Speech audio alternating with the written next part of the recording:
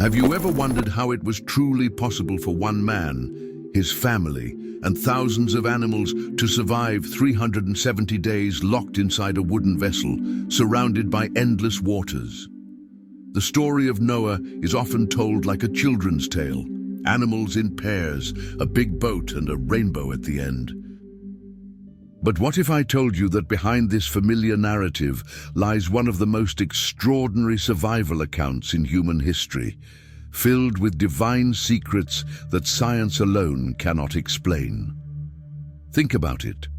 No fresh air except through a tiny window. No modern preservation methods for food, predators and prey living side by side without conflict, and 8 human beings carrying the responsibility of sustaining the future of humanity. Doesn't it sound impossible? And yet, they lived not by chance, but by a supernatural plan that reveals how God works even in the darkest confinements. This isn't just Noah's story, it's a mirror of our own struggles.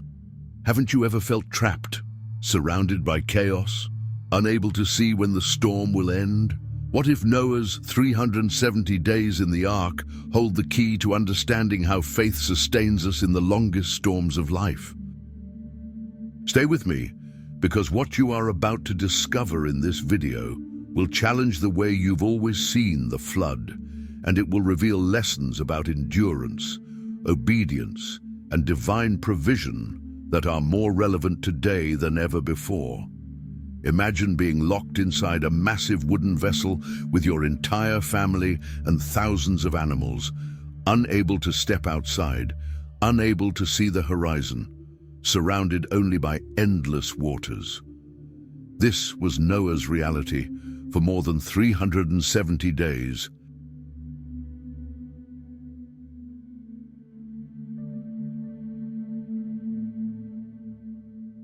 Their only connection to the outside world was a tiny opening of about 45 centimeters near the top of the ark. This wasn't just a physical limitation, it was a spiritual test, where faith had to rise above claustrophobia and the weight of uncertainty.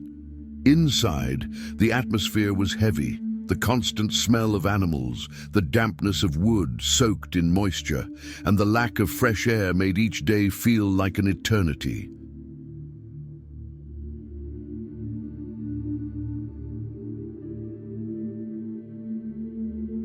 Breathing itself became a reminder that they were sealed in not by choice, but by divine instruction.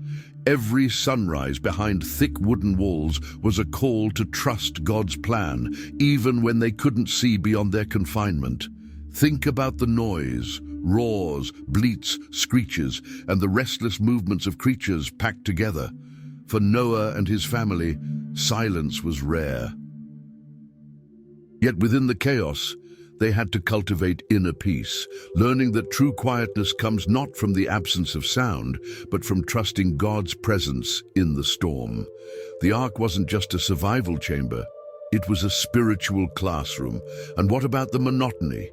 Day after day, the same wooden walls, the same routines, the same faces. It could have driven them to despair, yet it also became an exercise in perseverance. Noah's leadership was vital.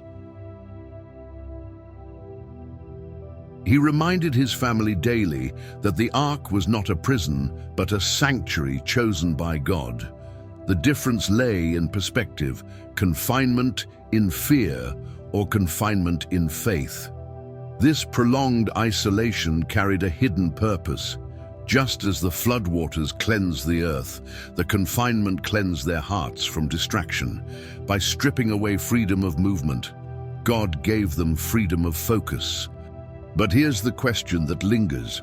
How does a man keep hope alive for 370 days when the world outside has been completely erased?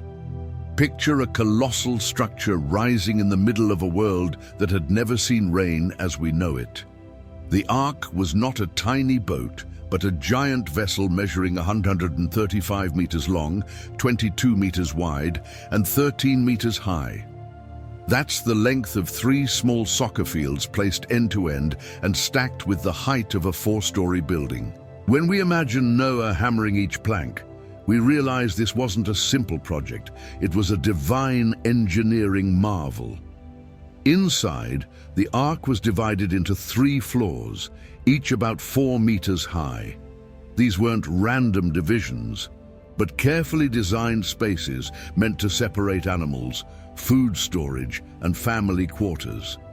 Imagine corridors lined with wooden stalls, large areas stacked with provisions, and rooms reserved for Noah and his family.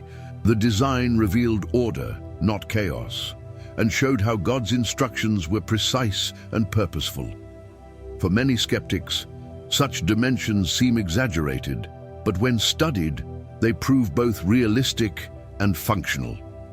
Modern naval engineers have admitted that the ark's proportions align with stable cargo ships. It wasn't meant to sail swiftly, but to float securely amidst violent waves. Every cubit measured was a testimony that God's wisdom goes beyond human calculation. Now imagine the sight, a towering ark in the middle of dry land. People mocked Noah, laughing at the absurdity of such a massive construction far from the sea. Yet, what the world ridiculed was exactly what saved Noah. Isn't it striking how often faith looks foolish before it looks victorious? The ark's very size was part of its sermon. Judgment was coming, but salvation was possible. And here lies the hidden mystery. The ark wasn't just large enough to hold animals and supplies. It symbolized something far greater, a space wide enough to contain God's plan for humanity's future. But why would God choose such immense dimensions when only 8 people were meant to enter it? Now think about the challenge that went far beyond building the ark, feeding thousands of creatures for more than 370 days. God had commanded Noah in Genesis 6:21 to store food for every living being.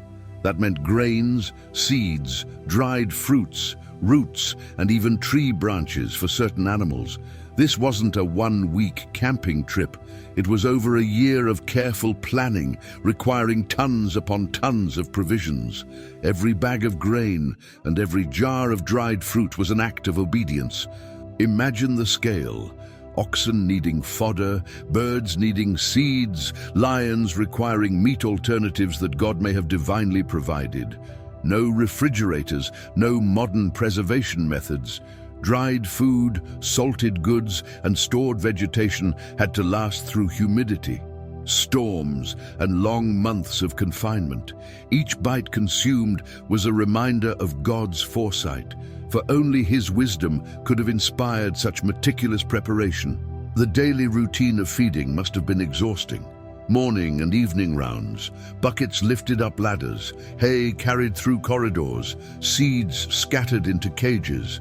Noah's family, just 8 people, bore the weight of sustaining creation itself. And still, not a single species was lost. Doesn't that echo the way God sustains us daily, often through invisible labor we take for granted? But beyond logistics, there's a spiritual lesson here. Obedience in the smallest tasks secures survival in the greatest storms. Noah didn't argue about the absurdity of storing food for an unknown duration. He trusted. And in that trust, the preservation of life was guaranteed. Feeding animals became an act of worship, a partnership with God in maintaining His creation. Yet the question lingers. How could 8 human hands manage the feeding of countless animals without collapse or despair? Was there divine assistance that lightened their burden? A supernatural rhythm that made the impossible possible? When the animals entered the ark, something unusual happened.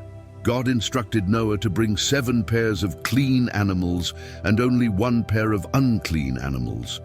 This detail, often overlooked, reveals divine strategy. The clean animals were not only preserved for reproduction, but also for future sacrifices, as Noah would later build an altar to the Lord after the flood. Even in the chaos of judgment, God was already preparing for worship and covenant. This distinction also highlights God's order in creation. Imagine the ark filling up, pairs of camels, pairs of lions, pairs of wolves, but with sheep, goats, and doves. The numbers were multiplied. The clean animals were more numerous because they were essential for both survival and sacrifice. Every bleat and coo inside the ark was a reminder that redemption required offering, and God had already set provision aside. For Noah's family, this meant extra responsibility. 7 pairs of clean animals required more food, more space, and more care. The task wasn't just about survival, but about stewardship of what would one day reconnect man and God through sacrifice. Think of the symbolism. Inside that floating sanctuary, worship was already being preserved, even before dry land appeared. This arrangement also raises a profound spiritual question. Why would God ensure an abundance of animals destined for sacrifice? Because worship was never meant to stop. The flood could destroy the world, but it could not drown out man's call to honor the Creator. Sacrifice was woven into the plan of salvation, pointing forward to Christ, the ultimate Lamb. Still, there's an even deeper mystery. If unclean animals had only one pair, how did they survive without risk of extinction? Was their preservation part of a greater divine design, a reminder that God's mercy extends even to what is unclean? Inside the ark, survival wasn't just about food and structure, it was also about relationships. 8 people, Noah, his wife, his 3 sons, and their wives, had to coexist in extreme confinement for more than a year. Imagine the tensions, the disagreements, the weariness of seeing the same faces day after day. Yet Noah, described as a righteous man in Genesis 6:9, carried the responsibility of guiding his family not only physically but spiritually. His leadership was the glue that held them together. Each family member had a role. Some tended to the animals, others managed food storage, and still others maintained cleanliness inside the ark. These tasks were not glamorous, but essential. By assigning duties, Noah transformed potential chaos into structure. Leadership in crisis often looks less like commanding armies and more like managing chores faithfully. Isn't that what happens in our homes too? True strength is proven in small responsibilities. But imagine the psychological toll, the fear of the unknown, the mourning of a world destroyed, the loss of friends and relatives outside. Conversations at night may have been heavy with questions. Will we ever see land again? What if this ark doesn't hold? Noah's role wasn't just to organize, it was to inspire faith when doubt crept in. He reminded them daily that God himself had shut the door, and when God seals something, it is secure. The presence of 2 generations also adds depth. Sons learning from their father, daughters-in-law adapting to new roles, and Noah's wife balancing support and strength. Generational unity was critical. Had envy or rebellion broken out, the ark could have turned from sanctuary to prison, but instead, faith became the bond that overcame natural human frailty. Still, one question echoes through this story. How did 8 flawed humans manage to live in harmony while bearing the weight of the future of humanity? Was it mere endurance? Or did God pour out a special grace that turned ordinary people into extraordinary vessels of patience? One of the greatest mysteries of the ark is how predators and prey could live side by side without conflict. Lions near sheep, wolves near goats, serpents near birds, yet no blood was shed. The natural order of hunger and fear was suspended by divine intervention. This wasn't just about survival, it was a prophetic glimpse of God's future kingdom, where Isaiah 11:6 says, "The wolf will dwell with the lamb, and the lion will eat straw like the ox." The ark became a living prophecy. Imagine Noah walking through the corridors, seeing cages where natural enemies rested quietly. The sight itself must have been both terrifying and awe-inspiring. For a moment, creation was reset to its Edenic state, where peace ruled over instinct. What human power could ever accomplish such a thing? None. Only God could calm the ferocity of beasts and bring stillness to chaos. This miraculous coexistence carried deep symbolism. The ark wasn't only a shelter from water, it was a sanctuary of reconciliation. Predators restrained their appetite, and prey laid down their fear.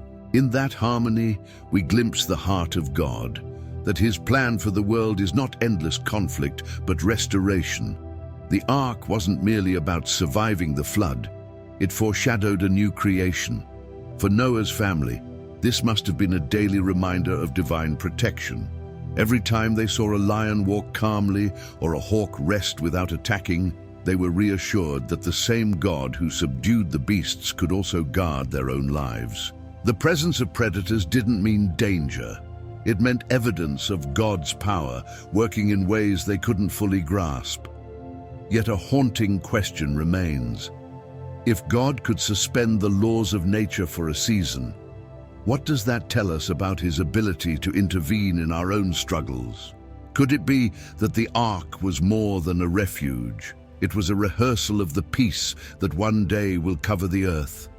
After months of confinement, uncertainty still hung in the air. Though the waters had receded, the ark rested on the mountains of Ararat, and Noah did not rush out. Instead, he waited for confirmation from God. To test the earth's condition, he first released a raven.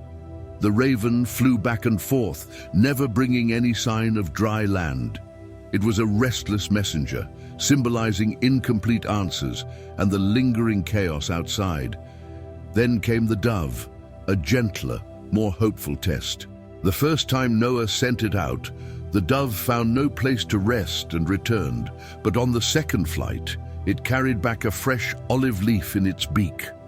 That tiny leaf was monumental, a green whisper of life emerging from destruction. It was God's silent assurance that renewal had begun. Imagine the joy of seeing that fragile sign after so many months of darkness and despair. Still, Noah didn't rush. Even after the dove's return, he waited for God's direct command to leave the ark. This patience reveals a profound lesson. True faith doesn't move just because circumstances look favorable. It moves when God speaks. Noah had the courage to build, the endurance to wait, and the humility to listen until God's timing was clear. These tests weren't merely practical, they were deeply spiritual. The raven, scavenging over corpses, reflected judgment still lingering. The dove, carrying new life, reflected God's mercy and restoration. Between these two birds, Noah read the language of heaven, discerning that God's plan was unfolding step by step.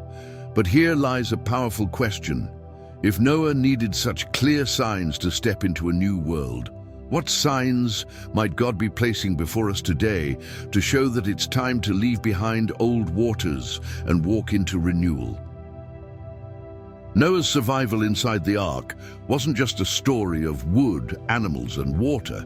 It was a living testimony that God's plans are greater than our fears. For 370 days, faith was their oxygen, obedience was their food, and divine presence was their true shelter. Doesn't that echo your own journey, when storms seem endless and the walls around you feel like a prison rather than protection? The ark teaches us that confinement can be transformation. The same way God preserved life in those dark, crowded chambers, He preserves you when you feel surrounded by trials. But here's the question. Are you willing to trust Him long enough, even when the window seems too small and the silence feels unbearable? Think about it. The flood destroyed, but it also cleansed. The ark limited, but it also protected. Your storms might be uncomfortable, but what if they are shaping you into the person God needs you to be? Noah stepped out into a new world after the flood. Maybe your new beginning is closer than you think. So I ask you, What's the ark God has placed in your life right now? And will you choose to see it as a prison or as a sanctuary of preparation?